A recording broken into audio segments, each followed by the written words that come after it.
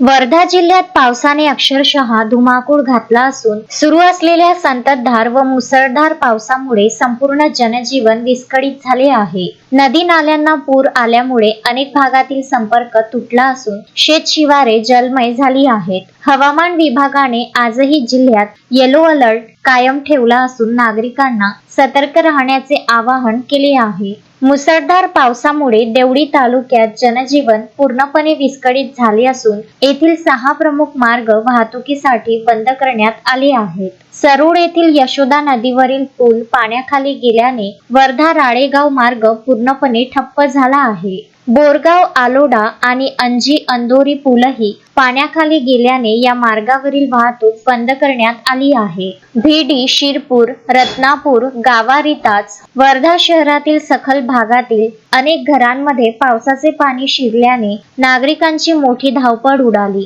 समुद्रपूर तालुक्यातील पिंपरी गावाजवळ नाल्याला आलेल्या पुरामुळे पुलावरून पाणी वाहत होते। परिणामी आवागमन बंद होऊन विद्यार्थी तासनतास अडकून पडले होते। हिंगणघाट तालुक्यातील अलमडोह गावाला पुराचा वेढा पडल्याची माहिती समोर आली आहे। सततच्या या मुसळधार पावसामुळे जिल्ह्यातील नदी नाले दुथडी भरून वाहत आहेत। अनेक भागात शेतशिवारे पाण्याखाली गेली असून जमीन खरडल्यामुळे शेतकऱ्यांचे मोठे नुकसान झाले आहे। परिस्थितीचे गांभीर्य लक्षात घेता प्रशासनाकडून पूरग्रस्त व सखल भागातील नागरिकांना सुरक्षित राहण्याचे आवाहन करण्यात आले असून पुढील 24 तास अत्यंत सतर्कतेचा इशारा देण्यात आला आहे।